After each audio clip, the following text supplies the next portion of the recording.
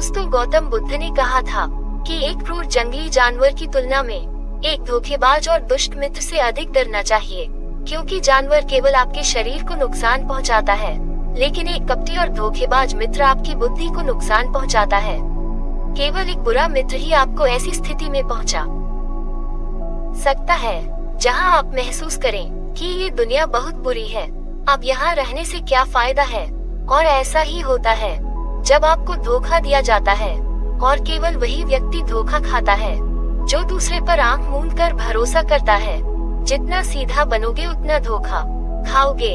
हम तुरंत किसी पर भरोसा नहीं करते, भरोसा धीरे धीरे बढ़ता है, लेकिन एक समय के बाद ये भरोसा इतना मजबूत हो जाता है कि हम उस व्यक्ति के प्रति अपनी आंखें, कान और दिमाग बंद कर लेते हैं।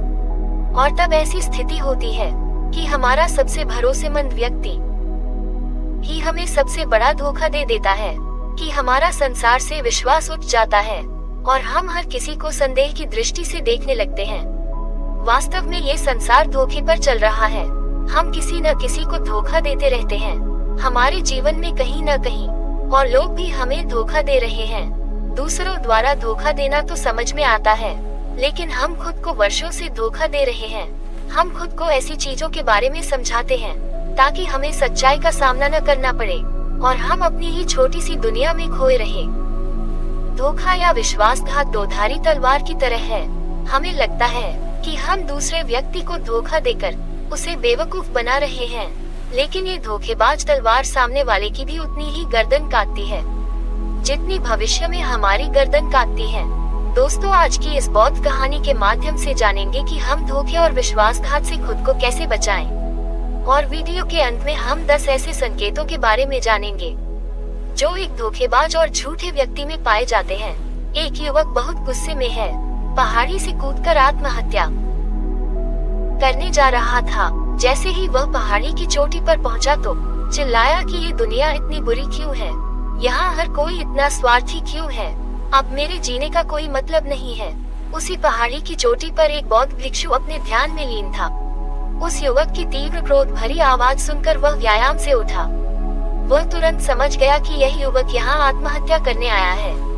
वह आदमी पहाड़ी से कूदने ही वाला था कि बौद्ध भिक्षु ने उसका हाथ पकड़ लिया और उसे पीछे खींचते हुए कहा, क्या हुआ, क्या आगे का रास्ता खत्म हो गया? युवक ने कहा कि कौन सा रास्ता, यहाँ कोई रास्ता नहीं है, मैं यहाँ से कूदकर आत्महत्या करने जा रहा हूँ। बौद्ध भिक्षु ने कहा कि एक दिन सभी को मरना है, लेकिन तुम इतनी जल्दी में क्यों हो? युवक ने कहा, क्योंकि ये दुनिया रहने लायक नहीं है, यहाँ हर कोई स्वार्थी और धोखेबाज है। जिस पर मैंने भरोसा किया उसने मुझे धोखा दिया, मेरे अपने भाई ने मुझे धोखा दिया, मेरे दोस्तों ने मुझे धोखा दिया, लेकिन आज तो हद हो गई, मेरी पत्नी ने भी मुझे धोखा दिया, वह एक अमीर बिजनेसमैन के साथ भाग गई। इतना धोखा खाने के बाद अब मेरा इस दुनिया में रहने का कोई मतलब नहीं है। स्वार्थी दुनिया में किसी पर भी भरोसा नहीं किया जा सकता, इसलिए मैं आत्महत्या करने जा रहा हूँ। बौद्ध भिक्षु बोले, क्या तुम स्वार्थी नहीं हो? क्या आप पर भरोसा किया जा सकता है? उस व्यक्ति ने कहा, मैंने आज तक किसी को धोखा नहीं दिया। आप चाहे तो मेरे गांव जाकर पूछ सकते हैं, लोग अक्सर मेरा फायदा उठाते हैं, लेकिन मैंने आज तक किसी का बुरा नहीं किया। बौद्ध भिक्षु ने कहा, मैं तुम पर भरोसा नहीं कर सकता, तुम्हें मुझे ये साबित करना होगा कि तुम स्वार्थी व्यक्ति नहीं हो। व्यक्ति ने पूछा, मुझे ये साबित करने के लिए क्या करना होगा? तुम्हें मेरे साथ रहना होगा, अगले 1 साल तक अपने आश्रम में रहूंगा, तभी मुझे पता चलेगा कि आप एक ईमानदार व्यक्ति है या आप भी दूसरों की तरह स्वार्थी और धोखेबाज हैं। आदमी ने कहा, ठीक है, मैं 1 साल तक आपके साथ आपके आश्रम में रहूंगा और खुद को साबित करूंगा।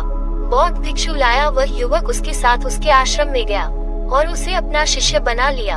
अगली सुबह बौद्ध भिक्षु ने नए शिष्य को अपने पास बुलाया।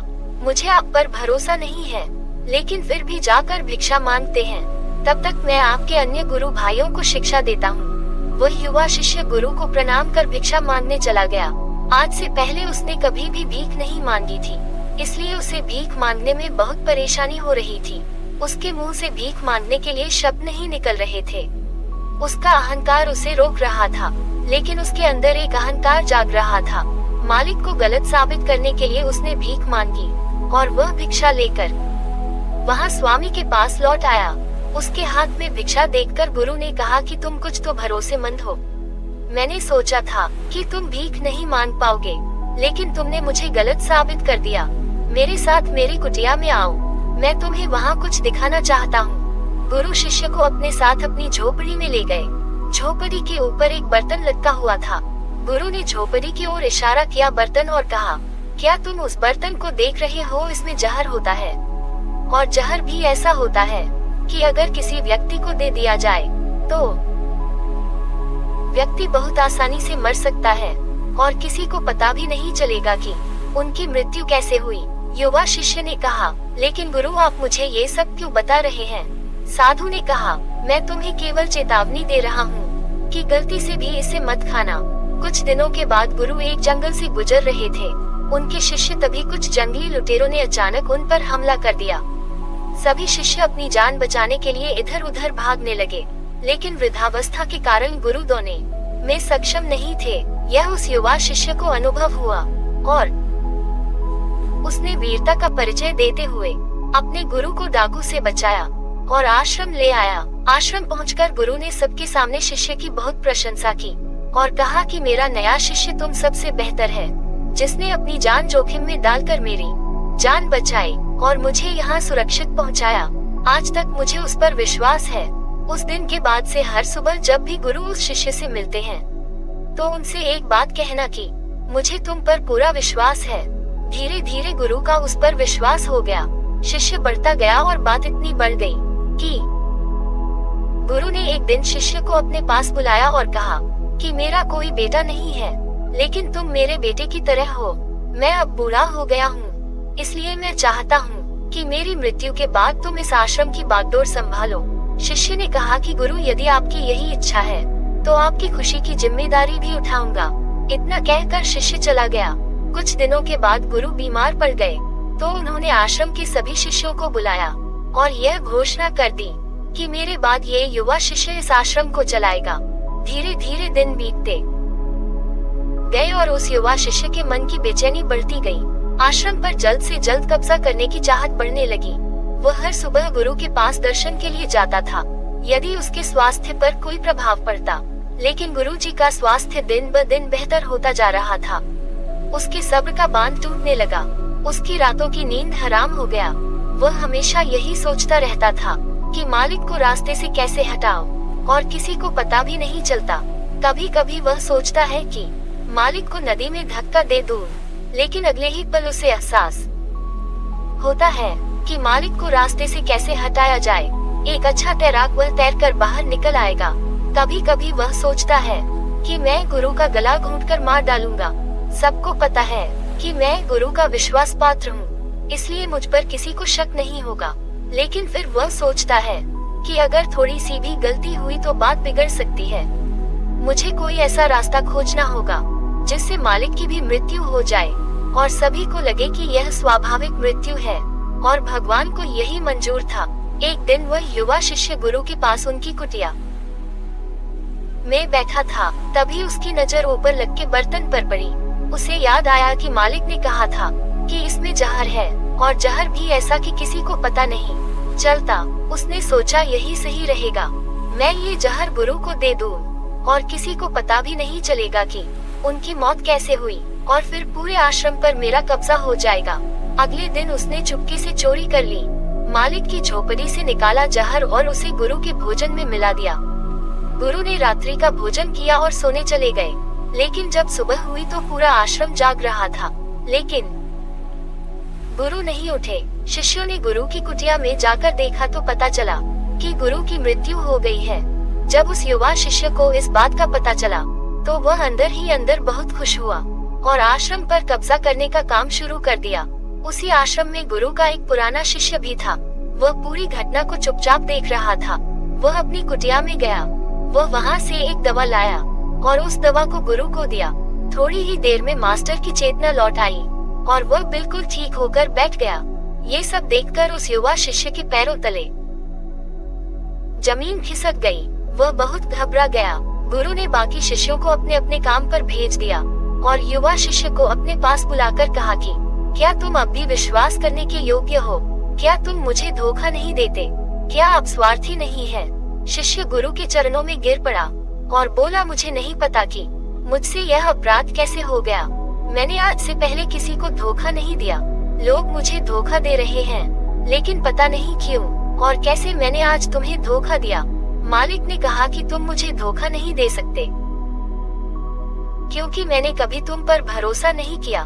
मैंने कभी किसी पर भरोसा नहीं किया। मैं केवल अपनी आंखों से जो देखता हूँ उस पर भरोसा करता हूँ, और मैं तुम्हारे अंदर लालच देख सकता हूँ, और मैंने जानबूझकर तुम्हें ये लालच दिया था, क्योंकि इंसान किसी को धोखा देने के सिर्फ 3 ही कारण होते हैं। पहला स्वार्थ, दूसरा लालच और तीसरा ईर्ष्या। युवा भिक्षुओं ने गुरु से पूछा, लेकिन गुरु, मैं अपने आप को स्वार्थ, लालच और ईर्ष्या से कैसे मुक्त रख सकता हूँ? गुरु ने कहा, खुद को पढ़ो, खुद को जानो, अपने अंदर उतरने की कोशिश करो। इंसान में बहुत संभावनाएं हैं, वे कर सकता है। अपने लिए कुछ भी बनाओ, वह कुछ भी हो सकता है। और जब आप में बदलाव आए तो अपने अंदर झांके और जानने की कोशिश करें कि आप क्यों बदल रहे हैं, तुम्हें कौन बदल रहा है, क्या ये बदलाव अच्छा है या बुरा। आत्मनिरीक्षण का प्रयास करें। गुरु की यह बात सुनकर शिष्य ने फिर से उनके पैर पकड़ ली और बोला, गुरु जी, मैं आपका शिष्य बनना चाहता हूँ और जानना चाहता हूँ कि मैं कौन हूँ और मैं क्यों बदलूं। गुरु ने कहा कि हमारे आसपास ऐसे बहुत से लोग हैं और ऐसे बहुत से लोग हुए हैं जो इस बात का उदाहरण है कि उन्होंने कभी किसी को धोखा नहीं दिया। उनका स्वार्थ, लालच और ईर्ष्या कभी किसी को धोखा नहीं दिया। व्यक्ति तभी धोखा देता है जब उसे लगता है कि वह जो कर रहा है उसे कोई नहीं देख रहा है और भविष्य में यह बात किसी को पता नहीं चलेगी और वह जो कर रहा है वह सही है। पकड़े जाने के बाद वह अपने बचाव के लिए और भी तर्क देता है कि मैं कुछ नहीं कर सका, यही आखिरी रास्ता था, मेरे पास मजबूरी थी। लेकिन हर धोखे के पीछे का सच यही है, जो इंसान जानबूझकर अपने फायदे के लिए करता है। गुरु ने शिष्य की आंखों में देखते हुए कहते हैं, याद रखना, जब हम किसी को धोखा देते हैं हमने उसकी आंतरिक चेतना को चोट पहुंचाए और वह इतनी बुरी तरह आहत हो जाता है कि वह किसी पर भी भरोसा नहीं कर पाता। वह अंदर ही अंदर बहुत उदास और अकेला महसूस करने लगता है।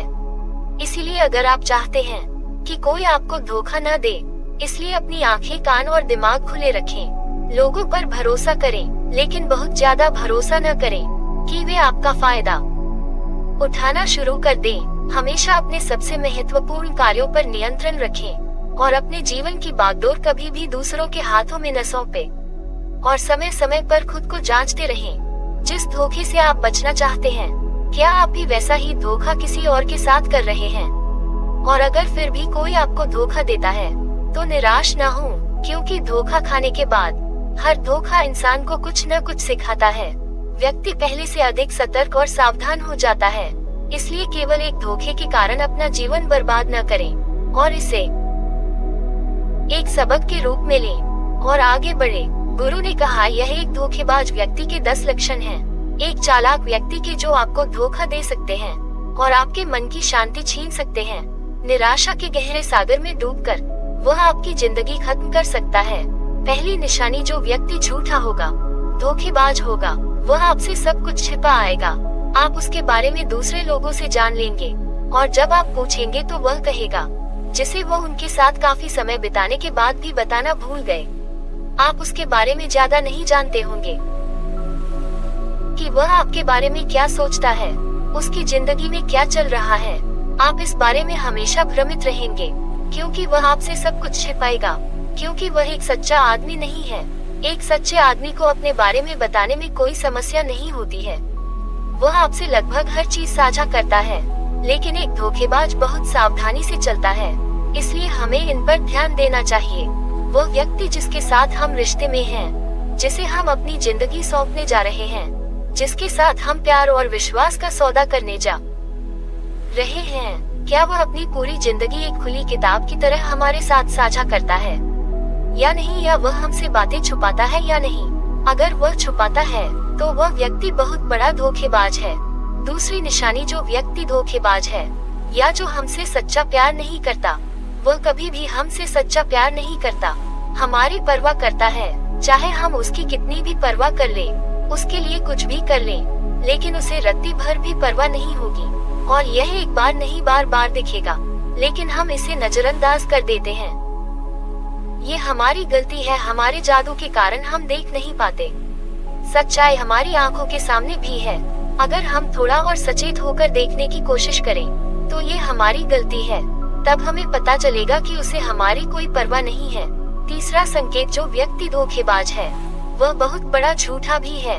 उसके अपने शब्द खुद से मेल नहीं खाते, उसकी जुबान बदलती रहती है, वह अपनी बात नहीं रखता, लेकिन हम उसके झूठ में फंस जाते हैं, इसलिए हम उसे नहीं पहचानते। चौथी निशानी, धोखेबाज व्यक्ति हमारे सामने तो हमारी चापलूसी करेगा और हमारी तारीफ करेगा, लेकिन पीठ पीछे वह कभी हमारी तारीफ नहीं करेगा और हमारा सम्मान नहीं करेगा। चाहे हम उसके लिए मर भी जाए, लेकिन वह कभी हमारी तारीफ नहीं करेगा। हम और कभी भी हमें उतना महत्व नहीं देंगे जितना हम अपने जीवन में देते हैं, क्योंकि वह एक दिन हमें धोखा देगा। इसलिए बेहतर होगा कि हम बहुत अधिक धोखा खाने से पहले सावधान हो जाएं। पांचवा संकेत, वे जो कहते हैं उस पर ध्यान न दें, बल्कि इस पर ध्यान दें कि वे आपके साथ क्या करते हैं। बात करना बहुत आसान है, लेकिन करना बहुत मुश्किल है, और ज्यादातर लोग इन्हीं बातों पर अटक जाते हैं। इसलिए चाहे वह आपसे कितनी भी बात कर लें, उससे कई वादे किए जा सकते हैं, लेकिन जब तक वह पूरा करके न दिखा दे। छठे संकेत पर भरोसा न करें। प्रेम संबंधों में अक्सर ये देखने को मिलता है कि कैसे एक धोखेबाज व्यक्ति अपने प्यार करने वाले को इस तरह अपने जाल में फंसा लेता है कि सामने वाला उसके लिए हमेशा उपलब्ध रहता है, वह कहीं नहीं जा रहा है, यह उसके लिए यही रहेगा। वह न आदर करते हैं, न सम्मान करते हैं, और अगर सम्मान की भीख मांगी जाए तो अपमान ज्यादा करते हैं। अगर किसी रिश्ते में किसी से मिन्नत करनी पड़े, मुझे अपना समय देने के लिए मुझसे बात करो, तो इससे बुरा रिश्ता कोई नहीं हो सकता। जो आपसे सच्चा प्यार करेगा, वह खुद चाहेगा कि वह अपना ज्यादातर समय आपके साथ बिताए। जिससे आप समय की भीख मांगते हैं, समझ ले कि उसमें आपके लिए कोई प्यार नहीं है। सातवीं निशानी, उसके पास हर चीज के लिए समय होगा, लेकिन आपके लिए उसके पास कभी समय नहीं होगा। वह अपने जीवन में आपके लिए कुछ भी नहीं छोड़ेगा, लेकिन आपको कभी भी छोड़ देगा। वह आपसे तभी बात करेगा जब वह चाहेगा, तब नहीं जब आपको उनकी जरूरत हो। वे आपकी जगह किसी और को ले सकते हैं, लेकिन आपके लिए कुछ भी नहीं बदलेगा, न उनकी आदतें, न उनका स्वभाव, और न ही उनका आराम। आठवां संकेत, वे कभी भी आपके प्रति समर्पित और प्रतिबद्ध नहीं होंगे कि हम आपके साथ हैं, चाहे कुछ भी हो जाए, हम आपका समर्थन करेंगे, चाहे समय कोई भी हो। वे केवल अपनी शर्तों पर आपके साथ रहेंगे। जब भी वे सहज होंगे और अच्छा महसूस करेंगे, वे आपके साथ रहेंगे, और अगर इससे उन्हें थोड़ा सा भी दुख होगा तो वे चले जाएंगे, क्योंकि वे कभी भी अपनी शर्तों से बाहर नहीं आएंगे आपके लिए कुछ भी करने के लिए। नौवां संकेत, वे आपको हमेशा चोट पहुंचाएंगे, कभी कभी जानबूझकर, और कभी कभी उन्हें ये भी पता नहीं होता है कि वह आपको कितना चोट पहुंचा रहे हैं, और आपका दिल दुखता रहेगा। आप उस व्यक्ति के साथ खुश महसूस करेंगे जो आपसे सच्चा प्यार करता है। उसके साथ रहने से आपको यह महसूस होगा जैसे आप हवा में हल्के से उड़ रहे हैं। और अगर आप किसी धोखेबाज हैं और गलत व्यक्ति के साथ रिश्ते में हैं, तो सब कुछ भारी और बोझिल लगेगा। ऐसा लगेगा कि कुछ गड़बड़ है। अंदर से आवाज आएगी कि यह रिश्ता आपके लिए सही नहीं है, और अगर आप इसे सुनकर भी नजरअंदाज कर देते हैं, तो यह आपकी गलती है। 10वां संकेत, आप उनकी जिंदगी में कहीं नहीं हैं। उनकी जिंदगी में आपकी कोई खास जगह नहीं है। वे जब चाहे आपको आसानी से अपनी जिंदगी से बाहर कर सकते हैं, और उन्हें इससे कोई फर्क नहीं पड़ेगा। अगर आप उनकी बात पर विश्वास नहीं करते हैं और उनकी सच्चाई जानना चाहते हैं, तो कुछ दिनों के लिए उनकी जिंदगी से गायब हो जाएं। वे जीत जाएंगे, बुरा मत मानना। इससे अच्छा है कि हमारी जिंदगी से समस्या दूर हो गई है। अब हम आजाद हैं, जो चाहे कर सकते हैं। दोस्तों, अगर आप भी रिलेशनशिप में हैं, ऐसे इंसान के साथ तो होश में आ जाओ, और जितनी जल्दी हो सके इससे बाहर आ जाओ। यकीन मानिए, ऐसे रिश्ते से बाहर आने के बाद तुम्हें शांति, सुकून और प्यार मिलेगा। और क्या दुनिया में केवल एक ही व्यक्ति है? यदि आप एक बुरे व्यक्ति को छोड़ देंगे, तो आपके जीवन में 10 अच्छे लोग आ जाएंगे। जो आपको सम्मान और प्यार देंगे। और जब तक आप इस तरह के झूठे व्यक्ति के साथ हैं, तो आपको कोई अन्य अच्छाई दिखाई नहीं देगी।